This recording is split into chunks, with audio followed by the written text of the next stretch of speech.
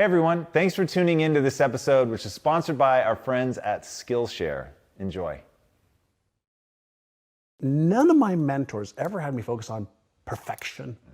They had me focus on progress to just keep getting better. Little incremental gains every day, every week, every month, every quarter. And even when you move backwards a couple of steps, what's the progress that you made and what you learned? So I was taught that failure is an opportunity to learn. And I was also taught to disassociate me being a failure from failure.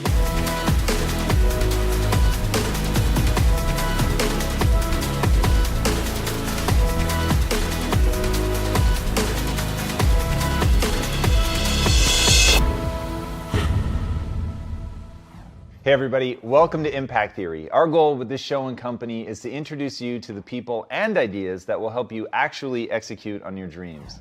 All right, today's guest is a wildly successful serial entrepreneur who has built 5 multi-million-dollar companies, including one that generated over $4 billion in revenue. He's also the multiple-time New York Times best-selling author of The Answer and Having It All, and he is widely considered one of the leading behavioral and mindset experts in the world. And part of what makes him so extraordinary is that he has had a just crazy string of successes in multiple industries across absurdly divergent product lines. His areas of expertise range all the way from real estate and internet software to brain research and business consulting. This broad spectrum acumen has seen him featured in 8 movies, including Quest for Success with Richard Branson and the Dalai Lama, and the global phenomenon The Secret. He is also a much sought-after coach and speaker who's been featured in the New York Times, the Wall Street Journal, and on CNN. And additionally, he's been interviewed and mined for his priceless insights by such high-profile interviewers as Larry King, Ellen, and Anderson Cooper. He's not one to sit back on his laurels and retire, however, so despite the kind of repeated success that eludes all but even the most die-hard entrepreneurs, he's launched yet another new company, this one called Neurociencia, that aims to use the most advanced technologies and evidence-based brain training methods to help people unleash their fullest potential. So please, help me in welcoming the man whose latest book, Inner Size, is poised to unlock your brain's hidden power, the brain whisperer himself, John Assaraf. Thank you. Absolutely. It's good to have you on. Oh, it's so good to be here. Dude, I want to dive right into the brain training. So it makes total sense to me now as an entrepreneur why you would be so into like brain research and brain science and all that, but I don't know that it's the most self-evident thing to the outside world. Why did you start there? Well, I didn't start there. What happened for me personally when I was a teen, between the age of 13 to 17, I got into an enormous amount of trouble with the law. I did a lot of unethical things, and I was getting myself into so much trouble. And I had one mentor that my brother introduced me to. His name was Alan Brown. He was a very successful philanthropist, entrepreneur, and he agreed to meet with me for lunch one day. And he asked me, like, why are you doing these things? You seem like a nice young kid. And I said, I don't know. I just want to make some money and I just want to fit in. He goes, but you seem like you're intelligent. Why don't you just use your brain's natural abilities? I go, well, listen, based on my education and based on what the teachers have told me, I'm not going to do very well in life. And I left high school in grade 11 thinking that I'm not worthy enough, I'm not smart enough, I'm not good enough. And this one man in 1 minute, in one meeting, changed my life. Because he asked me, what goals do you have? And I said, what do you mean, what goals do I have? I said, I want to go out this weekend to the bar. I want to have some good food. I want to find a nice young lady to maybe hook up with. And he says, no, but what are your bigger goals? And I didn't have any. So he actually sent me home. And he said, fill out these pieces of paper. And on the pieces of paper, it said, like, what age do you want to retire by? Like, I was 19. This was May of 1980. I wasn't even started yet. I said, but just fill out these papers. So I said, I want to retire by the time I'm 45 with $3 million. I want to have a Mercedes. I want to have a house. I want to travel the world. I want to have a great lifestyle. And so I came back on Monday and he looked at it and he asked me one question. And that question transformed my life. And he said, are you interested in achieving these goals or are you committed? And I stopped and I looked at him. He was standing up. I was sitting at my desk there at his office. And I asked him, Mr. Brown, I said, what's the difference? And he said, if you're interested, you'll do what's convenient. You'll come up with stories and excuses and reasons why you can't, and you'll use your education as an excuse, you'll use your story as an excuse, you'll use the fact your father was a cab driver and was a gambler and never had any money. You'll use all of that as your reasons why you can't. He says, but if you're committed, you will do whatever it takes. You'll let go of your stories, you'll let go of your excuses, you'll let go of all the reasons you currently have that are formulating your identity of yourself, and you'll learn how to let that go and become who you are destined to become. Why'd you listen to him? Like, that's such extraordinary advice, which I would have promptly ignored. Well, I had been in so many situations where I was so embarrassed and ashamed for myself and for my mother and father. And here was a man who was kind, generous, caring, empathetic. He didn't talk down to me.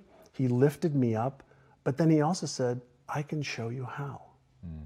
If you are committed, I can show you how. And I had nothing to lose at that point. Talk to me about that shame. That's really interesting. And you've talked about growing into being able to talk about stuff very openly. So what was the source of the shame? How did it play out for you? So the first source of shame, when I was 5, I moved from Israel, where I was born, to Montreal. And I had just started kindergarten in Israel. And then I was thrown into a class with 50 kids in Montreal in grade 1. I didn't speak English or French. And so I felt stupid. I felt like I sat there, looking up at the ceilings, bugging the other kids, and was consistently reprimanded, consistently put in the principal's office. And then I was consistently, brought, to my knees with my parents. My father was physically abusive, which, is a challenge in itself, because words weren't a way, that he communicated. Hands and feet were his way of communicating. And so when I did the wrong things, that was the punishment. And so I felt embarrassed that I wasn't smart enough, that I wasn't good enough, that I wasn't going to amount to much. And back then, school was, my parents were trying to say, go to school, do well. That's your way out of, where we were living. That's your way out of this life that we're having, which wasn't a bad life. We had food on the table, we had a roof over our heads, but there was always a struggle. And Mr. Brown offered me some hope.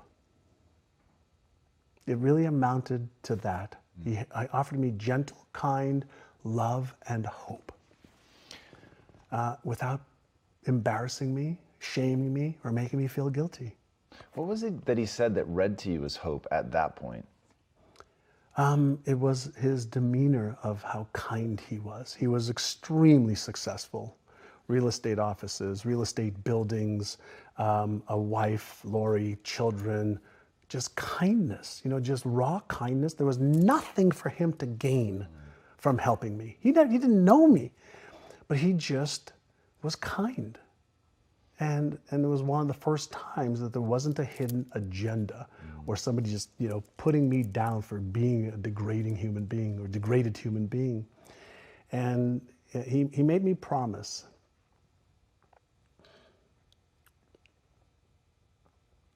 that if I took what he taught me, I'd teach it to others. I dig that. You've become this really extraordinary example of rewriting your story. Yeah. How did you get out from under the story that you would have had to have been forming if your father was abusive? Because now I know that you guys, you're in very regular communication. Oh yeah. So I just turned 88 and it's amazing. So at some I point, forgave him 50 years ago. what did that process look like? I know a lot of people are watching this right now. They are stuck in a story, man. Like something happened to them as kids or whatever's happening to them now. They don't know how to get out from under that story and could never conceive of having a beautiful relationship, that they've re-explored and reimagined. Yeah. When I was in my 20s, one of the things that Alan put me on a path to was personal development. Read a book a month, go to events, listen to cassette tapes back then of motivational stuff for motivation, for inspiration, for strategies, for tactics of what to do to raise your level of skill and knowledge. So I went to this event and I brought up this challenge that I had with my father. And the instructor said, when are you going to forgive him? said, never. I'm never going to forgive him. Fuck that, forgive him. There's so much pain. And the instructor said, well, if you're never going to forgive him, then you're the one taking the poison pill, hoping he's going to die or he's going to be affected. He says, you don't forgive him for him. You forgive him so you can move on. I was like, aha, number one. And then he said, why don't you ask your father why he did it? Whoa. Like, why was he like that? And so when I mustered up enough courage on the phone with my father, I said, Dad, like, how come you've never said, I love you? He says, well, my father never said he loved me. That's not what a man says. But you say to my sister, he says, well, that's okay to say to a girl or to a woman. He said, why did you hit me so much? Why did you? He says, because you were being a bad boy. I said, but why didn't you talk to me? Like, why didn't you just talk? And he says, well, because my father hit me too. I had to put you in your place. I had to teach you the right way to stop the behavior. And it was at that moment that I realized he just didn't know better. That's what he learned, was the process to try and help me.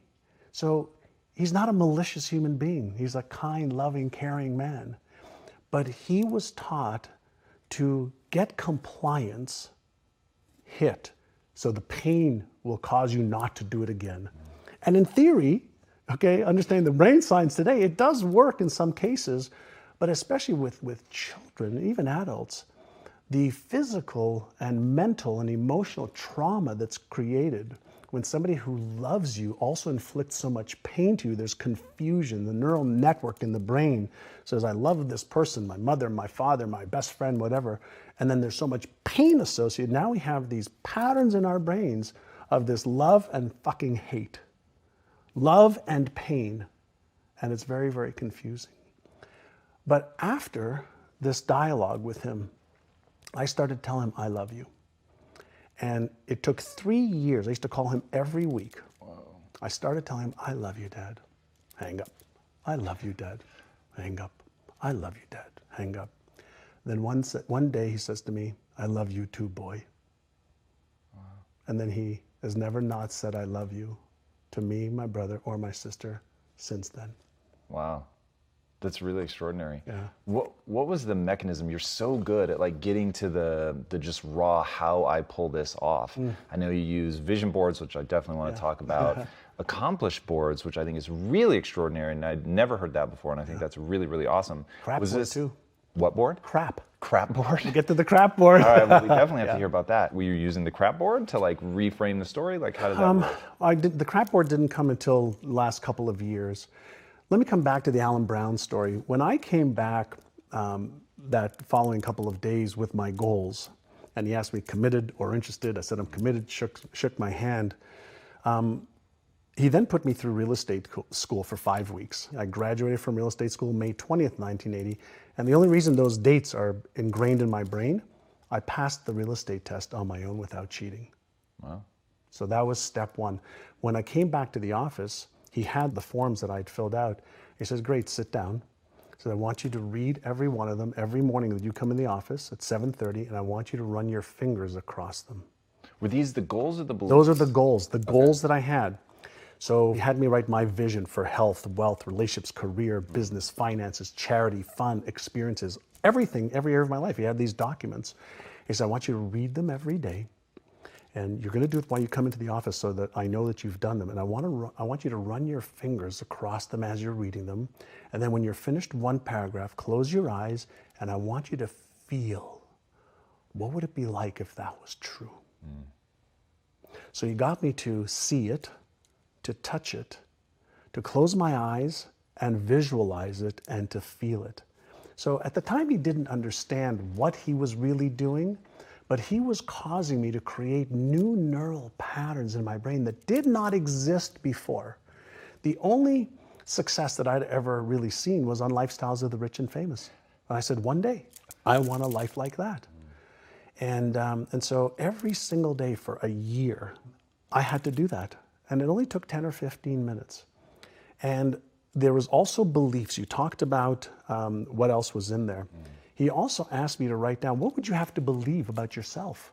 in order to achieve those goals? I said, well, I'd have to believe I'm smart enough, but I don't.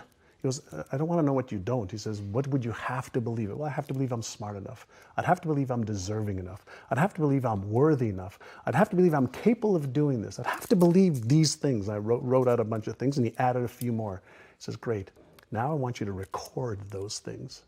And on your way to work and on your drive to look at real estate homes, because it's 19 getting into real estate, you listen to those over and over and over and over and over again until you can recite every single one of them.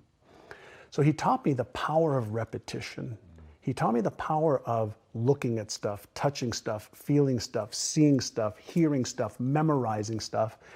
And at the time I was 19, I said, I felt this was fucking ludicrous to me, right? This is like, what the hell am I doing here? It was nuts. But that first year at 19, I made like 30 some odd $1,000, which was $5,000 more than my dad made as a cab driver. So I said, something's working. And I just kept doing it. I was too afraid not to. So I kept doing it. In the second year, I made $151,000. Whoa. 5 times. Now, in the second year, he started upgrading my knowledge and skills more. So he started to say, okay, instead of doing this now you've graduated to doing this. And he taught me some upgraded skills. And so the combination of training my brain at a young age with beliefs that I wanted to have, he taught me the right habits to have, daily rituals, for goal achievement versus goal setting. That's interesting. Right? So he said, everybody sets goals. Either they write them down or they don't, they have them in their head. I'm going to teach you how to achieve goals. It's really interesting coming from the guy that was in The Secret. And I love what you've talked about, the difference between the law of attraction and the law of GOYA. Oh, yeah. So talk to us about that. So the law of GOYA is simply get off your ass. So if you think and you believe and you emotionalize and you visualize and you create your plan for how am I actually going to achieve this? So what do I need to do? When am I going to do it? How specifically? How am I going to tweak it, measure it, and iterate it so that I'm consistently making progress? I learned the value of progress versus perfection. None of my mentors ever had me focus on perfection.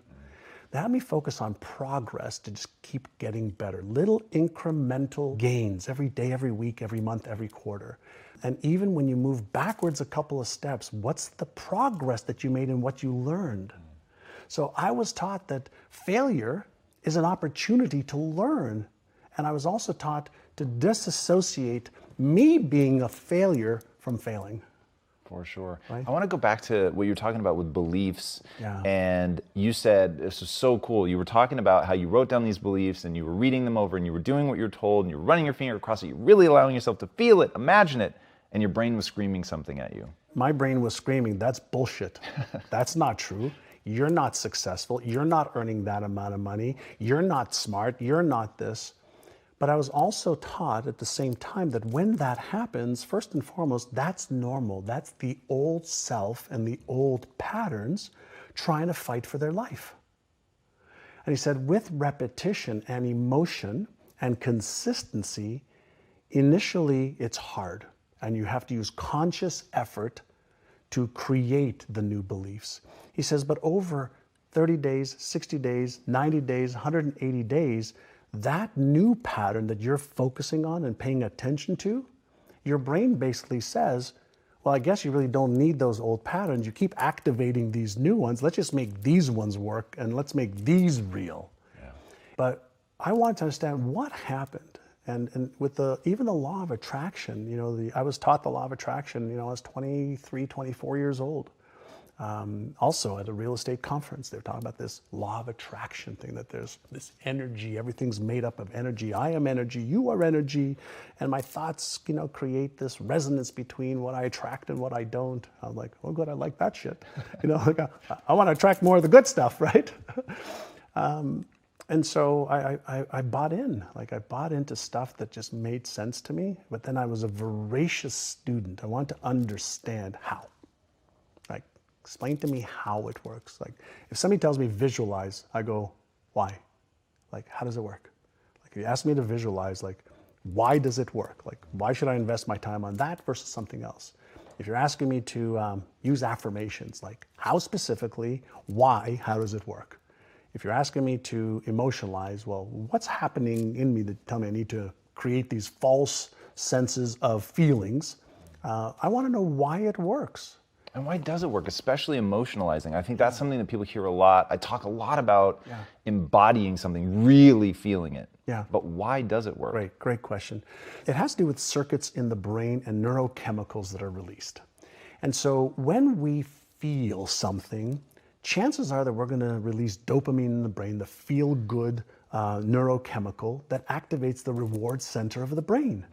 And chances are if we feel that and we have this positive emotion around it and that neurochemistry is flooding our brain and our body with feel-good chemicals, we're actually activating the motivational center of the brain. And so when we visualize, when we set a goal, when we take an action step, when we emotionalize, when we read our goals, the initial flood of neurochemicals, dopamine, serotonin, feel-good chemicals, and then if we share it with a friend, oxytocin, those three neurochemicals, those are the neurochemicals of goal achievement. But then there's the other side of it, the other circuits of fear, of stress, where norepinephrine, cortisol, or epinephrine, the stress hormones can be released as well. And so I'm fascinated and I want to teach people the stuff that we've learned about beliefs, self-esteem, self-worth, fears, and the stuff that really holds people back. Because all the how to get healthy and stay healthy, we know. How do I build a business and sustain it? We know. How do I get into a relationship and make it successful? We know. We know most of the how-to for anything that anybody wants to do in this time frame that we live in. So the how-to is the easiest part of the equation. So the harder part of the equation is, why am I not doing the things that I know I should be doing? And why am I not doing the things that I could find out easily how to do? Let's talk about that. So in your real estate company, you said, I'm giving everyone the same training, they're reading all of the same books, and yet they're not getting the same results. And it wasn't like, oh, well, the smart people are doing better than the dumb people. You said sometimes it was people that you were like, God, in real life, this guy's not that bright, but he's crushing it. So what ended up being the difference between the people who didn't do anything with the information and those that did? So this is going back sometimes, I think in 1992, we were stuck, but I knew there was more possibility. There was room for growth. And I wanted to figure out if the stuff that I did in the 80s when I was a kid, that broke free, would it work with some of my agents? And so we took 75 agents, randomly agents said, hey, do you want to get into a 6-month program to retrain your brain, your subconscious brain, around your beliefs about what is possible for you to achieve, around your habits of what you have to do in order to achieve that. And we focused on retraining their subconscious mind. And so for 6 months, they had to go through a process of listening to certain audio tapes, reading certain materials every day, and following the process of training their brain, specifically their subconscious brain, which controls 95 to 98% of all of our thoughts, emotions, and behaviors today. And within 6 months, that group increased sales by $100 million. Jesus. $100 million. And I said, holy shit, right? This is working. And so we started to teach. Some of what we teach now in NeuroGym, actually now we have the technologies, we have the systems that are far better than what we did back in the 90s. And we went from 1.2 billion to 4.5 billion a year. And it wasn't because we taught them any more skills to be real estate agents. We taught them how to change the way they thought about themselves. We taught them how to change their habits. Wow. Our agents who made $750,000 or more were in front of a client 75% of the time. And when we asked all the agents that weren't in front of more clients, why are you doing that? Why aren't you in front of people that are going to help you earn more income? Oh, well, we're busy doing this and doing this and doing this. And they had stories and excuses and reasons why. And so part of the work that I love to do now is really help people understand, what is your story? Like, what's the story you're telling yourself? Because we all have a story. We have a money story, a relationship story, a health story. We have a story for everything. And then that story keeps recreating our lives over and over and over again. And we have beliefs that support the story. We have habits that support the story. We have people that support the story. We have systems that support our story. And so my question that I always ask people, who would you be with a different story? Talk to me about set points. That was something really interesting in what you talk about around the stories and things that we carry that I found really interesting. Sure. So Maxwell Maltz wrote a great book many, many years ago, probably the 70s, called Psycho-Cybernetics, right? And Maxwell Maltz was a surgeon who performed surgery on people. And what he noticed is even after plastic surgery that he performed on people, some people didn't see any change in their faces. And it was visible to everybody else, but not to them. Because they had a map of what they thought they looked like? Yes. Okay. So we all have a map of reality. We have a map of what we think we look like. And any deviation on the physical level to that map, to that visual representation we have in our brains that doesn't match the map, your brain deletes or distorts it. So when we were working with real estate agents or when I work with business owners, in addition to upgrading knowledge and skills, if you think about how, let's say income, we have set points for how much income we earn. So whether it's 10,000 a year or 20 or 50 or 100 or a million, it doesn't matter. We get this set point and then we behave the way we need to behave and we feel what we need to feel to earn that income. And over a period of time, it becomes part of the brain's default mode network. So we develop set points for everything. And so if the set point's in the brain, and there's a psycho-cybernetic mechanism in the brain, a control and response mechanism in the brain, and it's our brain, why not learn how to reset the set point? And so now we're looking at what technologies are available to help reset that, what evidence-based methods are there to set that or to reset that. And so when we take, let's say, visualization, right, and you start to see yourself, even if the picture is not clear in your mind, of achieving the next level of your success, whether it's releasing weight and keeping it off, getting into a relationship that you love and are happy in, whether it's to make 2 or 3 or 5 times more money and live a certain type of lifestyle that allows you to do the things that freedom with having money allows you to do. If you start in your mind first and you impress that through conscious efforts into the subconscious mind, it then causes thoughts and emotions and behaviors. So I like to work from the outside in and from the inside out. So use both. I want every advantage. It's interesting. So I've heard you now a few times, and the first few times it didn't really make my radar, but you always say release weight. You never say lose weight. Yeah. What do you do when you lose something? Look for it. Yeah, I don't want to look for weight that I've lost. I want to release it. I like to use language patterns as well that are going to empower me versus disempower me. Self-talk is so critical. And so I'm consistently paying attention to how am I speaking to myself? Am I speaking to myself in a kind, motivating, empathetic, compassionate way? Or am I consistently self-deprecating and putting myself down? I used to think a lot, when I was younger, I'm not good enough, I'm not smart enough, I'm not worthy. Those thoughts, and lots of fear of being embarrassed, fear of failure, fear of being ashamed. And I still have the thoughts every once in a while, especially when I'm setting new goals. Those come up, holy mackerel, they come up so freaking fast. Are you smart enough to achieve that? Are you good enough to achieve that? Even when I got into really diving deep into the brain science and even my new book, I was petrified to release my book. It took me 2 years to write it. Because now I'm entering another whole domain of neuroscience and neuropsychology with world-renowned experts that I've worked with for years. But now here I am putting myself out there with, hey, this is neuroscientifically correct. So I had to make sure that it was. But there was a lot of fear. But I understand what the emotion of fear is. It's a subconscious trigger that causes this feeling that I don't like. And it's a go signal for me, not a stop signal for me. That's interesting. What do you mean by that? Well, fear is an emotion. Emotions are all triggered at the subconscious level. They release neurochemicals that causes a feeling. We are consciously aware of feelings that are triggered at the subconscious level. The feeling is the end point of the human experience in the physical body. And so when you have something in your brain that a neural network says, well, what if this book comes out and you fail? What if it's not good enough? What is scientifically not correct? What if, what if, what if? My brain's going to process that the same way as your brain and everybody else's brain, because everybody's brain's the same. The mechanism of how the brain works, it's Einstein's brain, Hitler's brain, Genghis Khan's brain, Tom Bilyeu's brain, John Assaraf's brain, all the same functionality.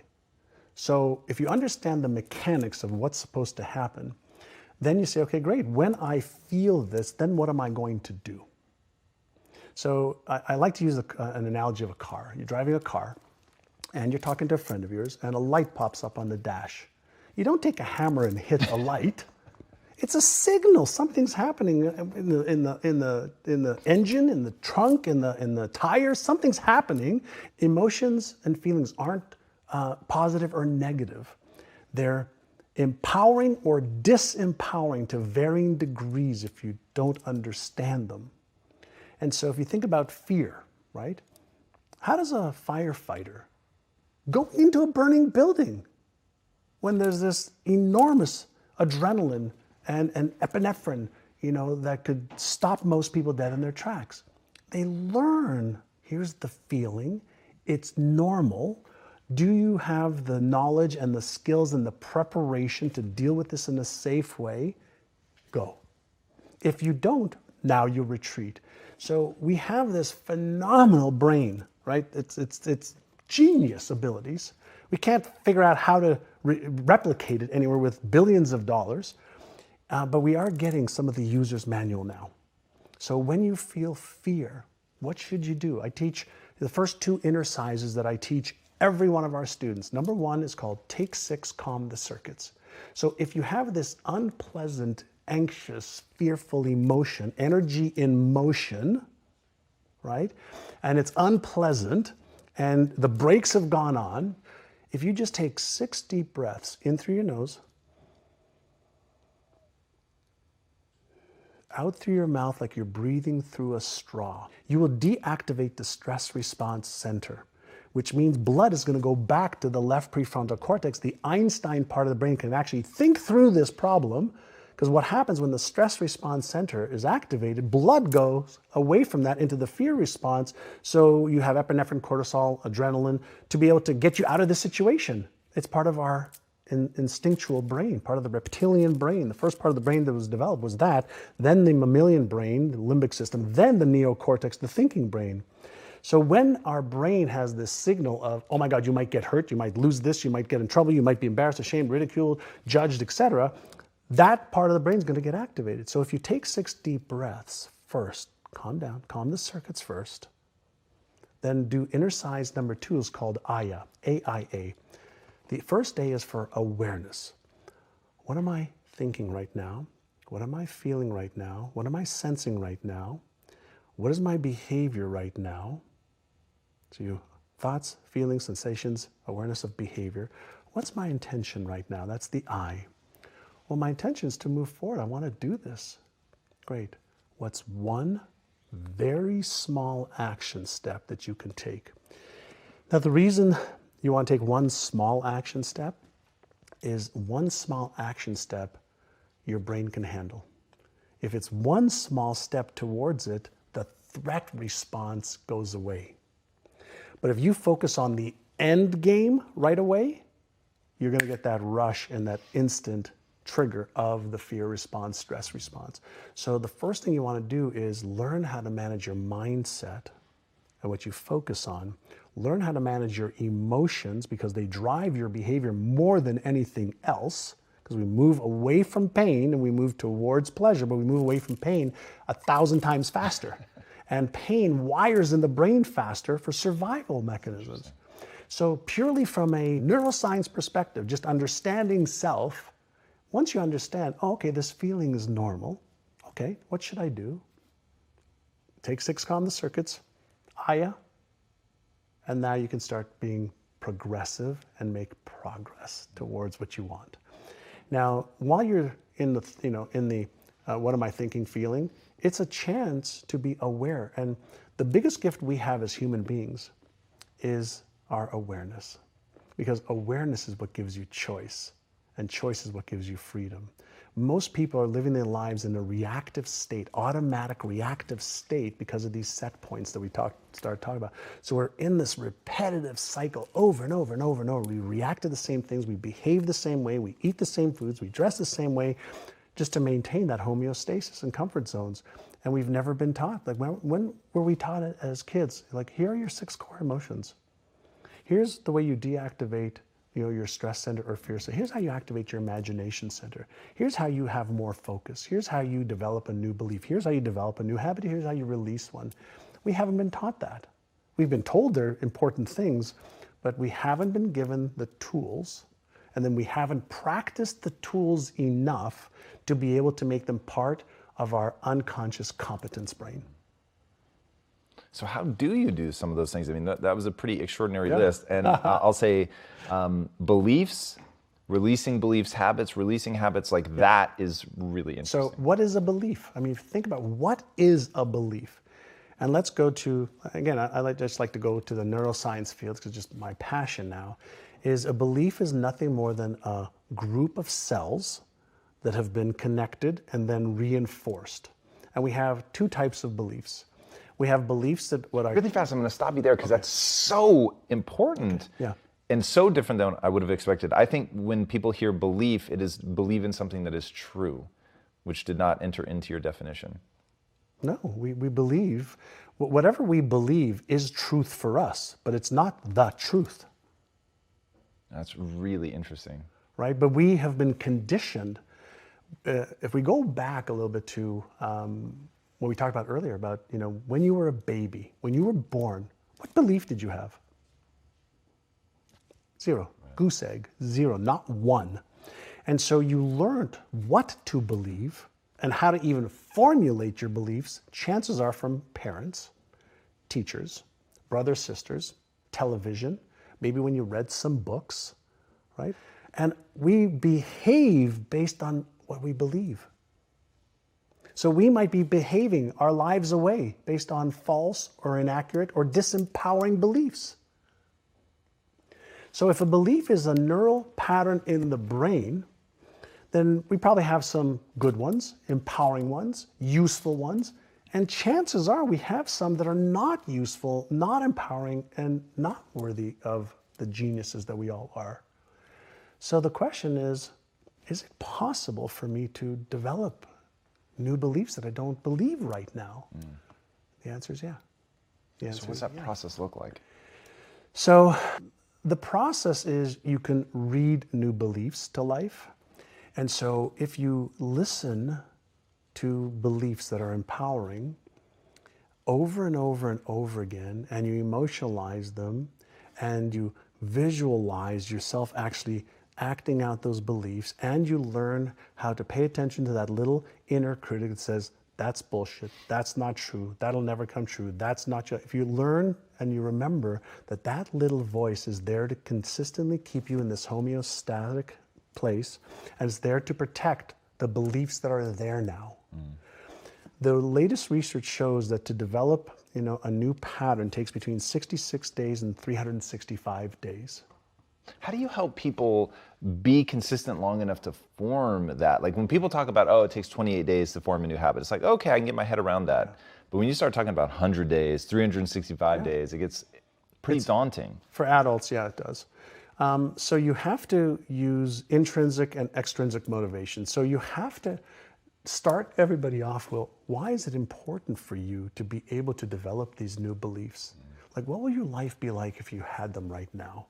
What would your family life be like? You have to give them a benefit that's greater than the switch cost. That's interesting. Right? So the switch cost is something that our brain resists. The only human that likes change is a wet baby. Every other human being is resistant to it because safety first and homeostasis and energy conservation. So we are biologically wired not to want it to change.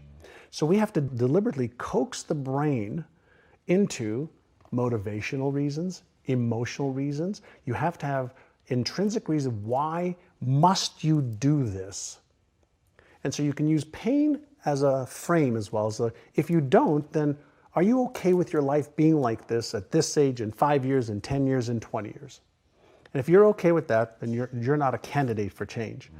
But if you're committed to letting go of the old so you can create the new, and you create motivations every day, that's where the power is. Remember earlier, progress, not perfection. So anybody can do 1 minute or 10 seconds. So if you can start to formulate a habit, a daily habit, a weekly habit, it doesn't matter how long it is. If you can create that space in your brain that on this day, at this time, this is what I do, and you do that repeatedly, that becomes a habit. And it takes those 66 days or so for a simple habit that you have to consciously do to then the habit doing you.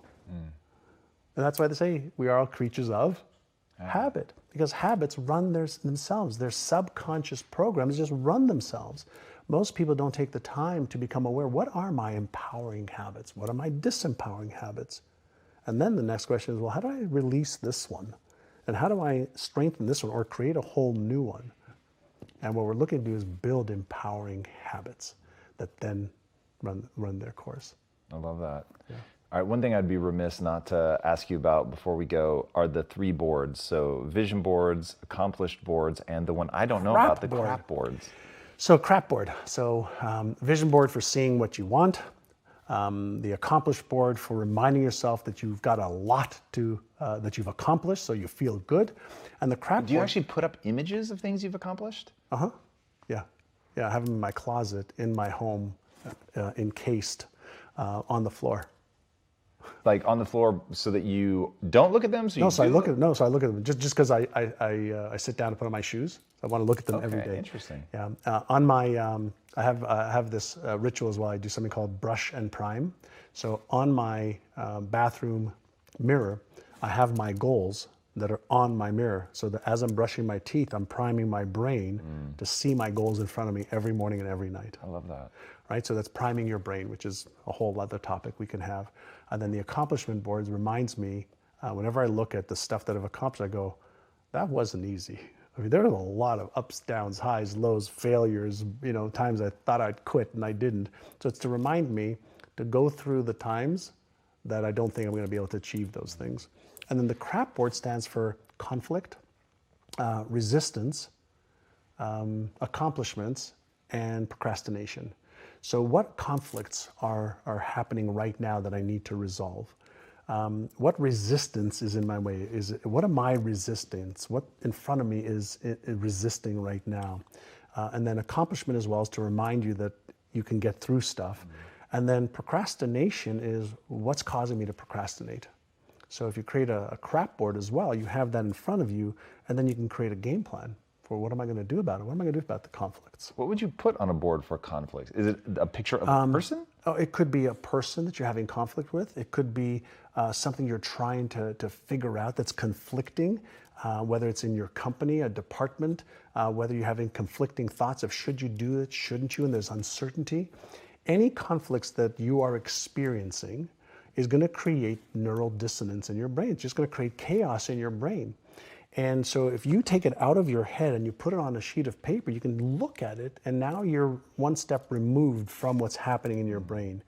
And so the more you can be in coherence, it's the equivalent of being part of a band that's in harmony, that every player is just like, oh man, this just sounds so good. Well, the more you can be in coherence, the more you're going to be in flow, and the more you're going to take action. The more chaos there is in the brain, neural chaos, whether it's because of emotions, you're lacking something, there's conflict, there's resistance, the more you can get it out into the in front of you and open and say, well, what's causing this? The easier it is for that Einstein brain to say, okay, well, maybe I could do this, maybe I can do that, but I can also call a friend or a mentor or a coach, or I can research it. Makes total sense. Yeah. All right. Before I ask my last question, tell these guys where they can find you online. You can find me online at myneurogym.com, johnassaraf.com, on my Facebook fan page, on Instagram, on Twitter. Those are the main ones. All right, and then my final question, what's the impact that you want to have on the world?